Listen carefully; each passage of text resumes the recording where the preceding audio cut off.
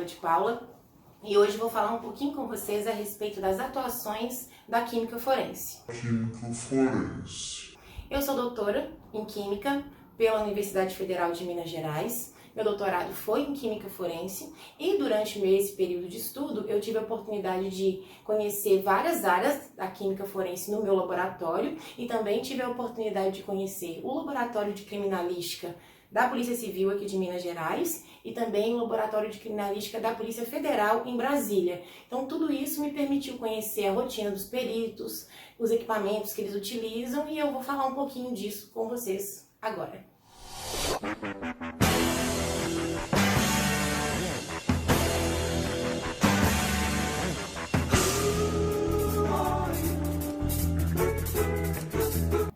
Que Deus me ajude. Bom, então antes de falar sobre química forense, seria muito importante que a gente conceituasse esse termo, ou seja, o que vem a ser química forense? Como, eu não sou de ferro, eu vou usar uma colinha. Eu vou usar a definição dada nesse livro aqui, ó, Ciências Forenses, uma introdução às principais áreas da criminalística moderna. Esse livro foi escrito por peritos aqui do Brasil e eu tive a sorte de ganhar ele em um sorteio de um congresso que eu participei lá em Brasília, né? Eu sou muito sortuda, todo sorteio que eu participo eu ganho. Enfim, então eu vou dar aqui a definição sobre isso. Química forense, é a área da criminalística que se encarrega da análise, classificação e identificação dos elementos ou substâncias encontradas nos locais de ocorrência de um delito ou que podem estar relacionadas a este. A utilização de técnicas de análise instrumentais aplicadas à identificação ou constatação da presença de substâncias tem contribuído de forma valiosa para a promoção da justiça. Ou seja, então o nosso objetivo como químico forense é encontrar substâncias que podem comprovar a ocorrência de um crime. E isso pode ser feito através de testes colorimétricos e de análises instrumentais. Os testes colorimétricos, eles são mais rápidos, eles podem ser feitos in situ, ou seja, no momento do crime, só que eles não têm uma confiabilidade muito alta. Eles podem dar resultados positivos e negativos, falsos positivos ou falsos negativos, dependendo das condições da amostra na análise. Já os testes instrumentais, eles têm uma precisão melhor, eles são mais assertivos. Então, eles contribuem para a confirmação dos resultados que a gente obtém em testes colorimétricos. Bom, então nós temos agora dois novos termos para serem definidos, que seriam os testes colorimétricos e as análises instrumentais. Os testes colorimétricos, eles se baseiam na adição de alguma substância na amostra de interesse e ele vai promover uma mudança de cor característica da substância que eu quero identificar. Eles são testes que são mais baratos, eles são mais rápidos, mas eles também são menos sensíveis e menos seletivos. De modo que eles servem como se fosse um teste de triagem, para que eu possa selecionar quais amostras eu quero que passem por um teste feito através de uma análise instrumental, ok? Então, as análises instrumentais, elas são feitas em equipamentos mais robustos, mais sensíveis, mais seletivos. Então, eu consigo definir com mais propriedade a que substância se refere, a que substância está contida na minha amostra de interesse. Esses equipamentos, eu consigo fazer a análise de várias substâncias ao mesmo tempo. Eu posso colocar várias amostras, para serem avaliadas em sequência. Eles também nos permitem trabalhar com concentrações bem mais baixas do que as concentrações encontradas, do que as concentrações podem ser definidas nos testes colorimétricos. Então é como se fosse um casamento. Eu preciso dos testes colorimétricos para selecionar as minhas amostras, que também podem passar pelas análises instrumentais que vão confirmar o resultado que eu quero promover, ok? Bom, e que hora que você vai falar sobre as áreas de atuação, Camila? Eu vou falar agora. Existem N áreas de atuação na química forense, na qual a gente pode trabalhar com análise de combustíveis, de bebidas, de cosméticos, de alimentos. Só que aqui eu vou falar sobre 3 áreas específicas que eu considero mais interessantes. Mas antes de tudo, é importante ressaltar que eu vou apenas citar as técnicas instrumentais que são utilizadas para fazer essas análises. Por quê? Porque é um vídeo curto, então não tem como explicar exatamente como isso funciona. Mas se você é estudante de nível técnico ou de graduação de química, em alguma disciplina você vai estudar a respeito de técnicas instrumentais de análise. É nessas disciplinas que você vai saber mais sobre a matemática e a física desses equipamentos. Quando eu estava na graduação, eu estudei um pouquinho sobre isso nesse livro aqui, ó, Introdução à Espectroscopia. E eu achei bem legal, é bem didático, mas ele fala mais sobre as análises. Ele não fala exatamente sobre a física e a matemática, mas sim como a gente analisa os resultados, analisa os espectros que são obtidos. É bem interessante.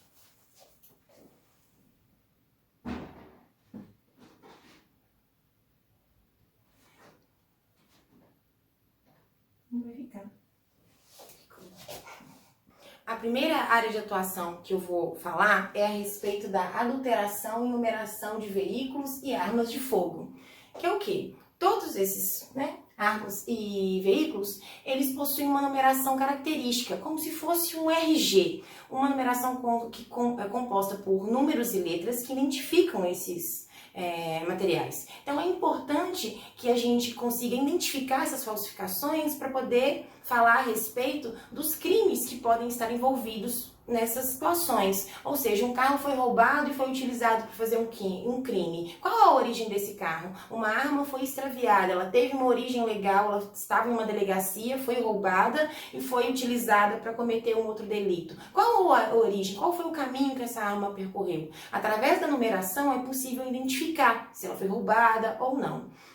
Então, no que isso consiste? Essa numeração, normalmente, ela é raspada pelos criminosos. Ou a numeração é adulterada de alguma maneira, um número, um 5 se transformando em um 8, alguma coisa desse tipo, ou então ela é raspada por completo. Mas a maneira com que essa numeração é fixada no carro, no chassi do carro ou na arma, é que nos permite identificar o número original. Isso é feito através de uma técnica chamada técnica de punção, na qual a gente utiliza um molde metálico que é pressionado sobre essa superfície metálica. E aí ela tem um tamanho, um formato específico de números e letras e vai formar aquela sequência. É através dessa geração de números específica que a gente consegue identificar a falsificação através de um teste colorimétrico chamado FRY, F-R-Y, que é o quê? Um reagente que vai aparecer aqui em algum momento no nosso vídeo, no qual, quando adicionado sobre a superfície raspada, ele revela a numeração original. Isso acontece por quê? Porque a superfície metálica em si, ela é uma superfície muito lisa e muito organizada. Então, os átomos estão todos localizados ali, bem espaçados, bonitinhos assim, na superfície metálica.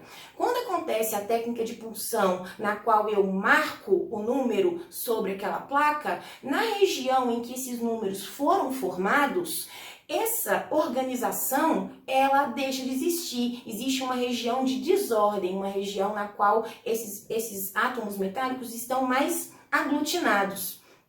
Essa diferença em relação à região que tem os átomos do metal mais espaçados e os átomos do metal agora mais aglutinados próximos do número é que permitem, através do teste colorimétrico, identificar a falsificação, porque a cinética de reação é diferente. Onde eu adiciono o reagente e a superfície metálica tá lisinha e ela não sofreu nenhuma pressão, a reação é mais lenta. Agora, na região na qual tinha um número, apesar de não ter nada, apesar de já estar raspado, essa região, no fundo dela, onde ainda havia um número, ali houve uma mudança de arranjo desses átomos. E a reação ali, por os átomos estarem mais próximos e por ser uma região mais densa, a região é mais rápida. Então, o que acontece é uma revelação sobre a superfície raspada.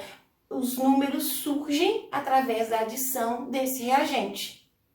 Além do teste FRY, que é o teste colorimétrico que a gente utiliza para identificar essas alterações em veículos e em armas, a gente também pode usar técnicas instrumentais, como a microscopia de força atômica e a microscopia de força magnética. Essas técnicas são mais caras, são equipamentos maiores, mais robustos, e nem todo laboratório de criminalística possui esse tipo de equipamento para fazer essas identificações, mas elas são importantes porque falsificações mais detalhadas, ou seja, mais sofisticadas, na qual os criminosos simulam uma prensa para poder gerar uma nova numeração, ou seja, simulam aquela técnica de punção que eu havia citado. É importante, então, ter esse tipo de técnica mais sofisticada, como as instrumentais, para identificar isso. A segunda área de atuação que eu vou mencionar está relacionada à identificação de resíduos de disparos de armas de fogo. Ou seja, a gente quer identificar quem atirou em alguma coisa ou em alguém, independente de qual seja o crime que eu esteja investigando. O que acontece é que quando uma pessoa executa um disparo de uma arma de fogo, existe uma explosão, então, ou seja, uma explosão gasosa que contém várias substâncias que caracterizam tanto a arma que ele utilizou, quanto a munição também que ele utilizou. E isso se espalha pelo corpo. Então, resíduos desses componentes estão espalhados na mão do atirador, na roupa, no rosto. Então, tudo isso é uma fonte na qual eu posso encontrar esses materiais. Quais são as substâncias que normalmente nós identificamos? Nós identificamos nitritos, que rapidamente podem se decompor em nitratos, e identificamos também alguns metais, como chumbo, bário e antimônio, que são característicos da composição de munições. Existem testes colorimétricos para todos esses componentes, então eu consigo identificar os nitritos e também esses outros metais. Mas eu vou me ater aqui ao chumbo propriamente dito, porque ele é peculiar. Então, o teste colorimétrico que é utilizado para identificar o chumbo, ele é o teste na qual a gente utiliza rodizonato de sódio. Aqui no vídeo, em algum momento, vai aparecer também a reação característica dele. E ele gera uma coloração avermelhada quando há presença de chumbo na amostra. Então, a gente utiliza uma fita que parece uma fita crepe, na qual a gente cola ela na mão, ou em alguma outra região que possa estar contaminada, e depois adiciona esse reagente sobre essa fita. E a mudança de cor é característica, ok? Só que a dúvida é, será que a presença de chumbo só na mão ou no corpo de alguém que executou um disparo de uma arma de fogo? Não, normalmente outras profissões, por exemplo, eletricistas, serralheiros, policiais, eles têm contato, no seu dia a dia com superfícies que são ricas em chumbo. Então, identificar apenas o chumbo através do teste colorimétrico pode causar um falso resultado, um falso positivo, porque apesar de ter chumbo na amostra, isso não significa que foi ele que executou o disparo de arma de fogo. Aí entram as análises instrumentais. Para identificar chumbo através das análises instrumentais, a gente pode usar uma técnica que é a microscopia eletrônica de varredura, que também é uma técnica cara, é um equipamento bem robusto, não é toda delegacia, não é toda região que vai ter isso, ok?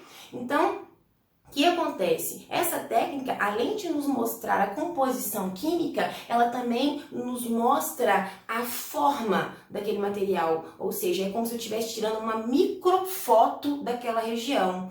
E os resíduos do disparo de fogo, eles geram microesferas que contêm esses materiais que eu havia citado, na verdade os metais especificamente. O resíduo de disparo de fogo, ele é rico em microesferas que têm chumbo na casquinha e bário e antimônio no núcleo. Então, quando eu uso essa técnica, eu consigo identificar, além de ter a presença do chumbo ali, essa forma espacial na qual ele se encontra. Então, essa técnica confirma que ali existem, naquela fita que eu tirei lá da pessoa que é a suspeita, digamos assim, isso identifica que naquela fita tem chumbo, mas não é um chumbo disperso ali de qualquer maneira, é o chumbo presente nessas microesferas que também tem bário e também tem antimônio. Bom, para terminar, vou falar sobre a terceira, área de atuação que eu queria mencionar com vocês, que seria a análise de drogas de abuso.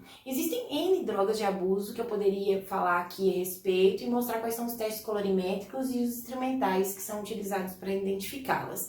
Só que eu vou me ater a duas que são as mais comuns de serem encontradas aqui no Brasil, que seria a maconha e cocaína. E de forma abrangente, qual é o problema relacionado à identificação dessas drogas?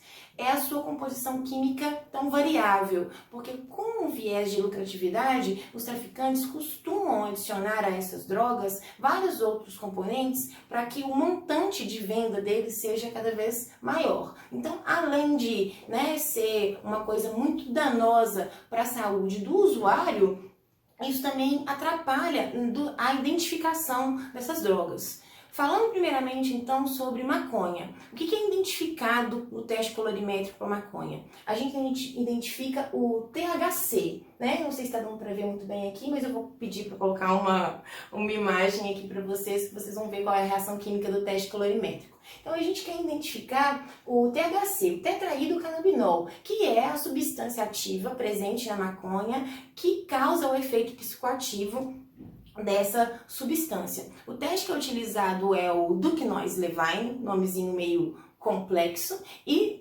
durante esse teste, no tubo de ensaio no qual o teste ocorre, há a formação de um anel violeta acima do tubo onde está a amostra depois que eu adiciono os reagentes. E essa coloração específica é característica da presença de THC. Falando então agora um pouquinho a respeito de cocaína, aqui dá pra gente poder visualizar qual é a molécula. Essa é a molécula de interesse que nós desejamos identificar nesse pó branco, digamos assim, quando ele é apreendido e denominado como cocaína. E essas amostras, elas são muito problemáticas, porque aqui no Brasil, pelo menos no Brasil, que foram amostras que eu tive contato, qualquer coisa com um aspecto de pó branco é adicionada à droga para dar volume e então aumentar a lucratividade das pessoas que vendem esse tipo de substância. Então, farinha, vidro moído, ácido bórico, bicarbonato de sódio, gesso, todas as substâncias que têm esse aspecto branco são adicionadas a essa cocaína que é encontrada como droga de rua. E isso dificulta muito as análises, porque acaba atrapalhando a identificação mesmo, principalmente do teste colorimétrico. O teste colorimétrico que a gente utiliza, ele é o Scott modificado, vai aparecer aqui para vocês também qual é a reação química que envolve essa análise, e a coloração específica, característica que a gente observa quando há cocaína na amostra é um complexo bem azul, bem azulado, ok? Mas na cocaína em si, sabendo dessa diluição, o que os traficantes fazem? Além de adicionar essas substâncias, esses pós brancos, que a gente vai chamar aí de diluentes, para aumentar o volume e diluir a droga, eles também adicionam outras substâncias que nós podemos chamá-las de adulterantes, digamos assim, que simulam efeitos básicos da cocaína e vão disfarçar essa diluição como um todo. Quais moléculas, quais substâncias são essas? Cafeína, lidocaína, levamisol, todas elas têm efeitos um pouquinho parecidos com o da cocaína e elas acabam disfarçando essa diluição. E além disso, elas também, principalmente o levamisol, podem gerar um resultado falso positivo, porque você pode observar lá a formação de um complexo azul no teste colorimétrico, mas não significa que tenha cocaína propriamente dita naquela amostra. E para finalizar então, falei sobre os testes colorimétricos da maconha e da cocaína, então vamos falar sobre a análise instrumental para essas drogas e também para outras drogas, medicamentos e afins. A técnica que é mais utilizada para identificar essas drogas é a espectrometria de massas, ou direta ou associada à cromatografia. E essa técnica ela é uma técnica muito poderosa, porque ela nos mostra a composição química, ou seja, a fórmula estrutural daquela molécula, daquela substância, através das suas razões massa-carga, que nós falamos assim, né? Seria o quê? Então, através da massa daquela molécula que foi carregada quando ela foi analisada, quando ela foi introduzida no espectrômetro de massas, digamos assim, a gente consegue ter uma característica específica dessa molécula e identificar ela através dessa análise. Essa análise também é muito robusta e como no teste colorimétrico a gente só identifica a substância de interesse, digamos assim, já na espectrometria de massas, que é uma análise instrumental, a gente identifica os adulterantes, os contaminantes, essas outras substâncias que estão presentes na amostra também. Então, por exemplo, uma amostra de cocaína que eu quero identificar, quando eu faço a espectrometria de massas e faço uma análise dessa amostra, eu identifico a cocaína e eu também posso identificar, por exemplo, se aquela pessoa, se aquele traficante, digamos assim, ele adicionou cafeína, se ele adicionou levomisol, se ele adicionou alguma outra substância. E isso é, querendo ou não, uma digital daquela amostra. Ela é como se fosse uma impressão digital daquela amostra. Então, eu posso até tentar rastrear a origem daquela droga. Quem é o traficante que normalmente vende ela misturada com aquele outro componente naquela determinada concentração. Então, ela é uma das técnicas analíticas mais poderosas para identificar compostos orgânicos. Infelizmente, nós chegamos então agora ao final do nosso vídeo. Claro que é um tempo muito curto para falar a respeito de um assunto tão complexo, então aqui eu falei sobre química forense de uma maneira bem condensada, existem várias outras técnicas, vários outros temas que poderiam ser abordados, mas eu espero que através do que eu falei, eu possa despertar o seu interesse para que você busque por informações, né, a respeito desse tema, caso você tenha gostado, e que isso enriqueça o seu conhecimento a respeito de química, já que isso é um assunto que nós não vemos na graduação, não vemos no ensino médio, e eu gostaria que vocês então fizessem comentários, dessem sugestões, dicas para poder melhorar ainda mais o conteúdo, acrescentar conteúdo e acrescentar o meu conhecimento e o conhecimento de vocês. Então, gostaria de agradecer, até um próximo vídeo, quem sabe.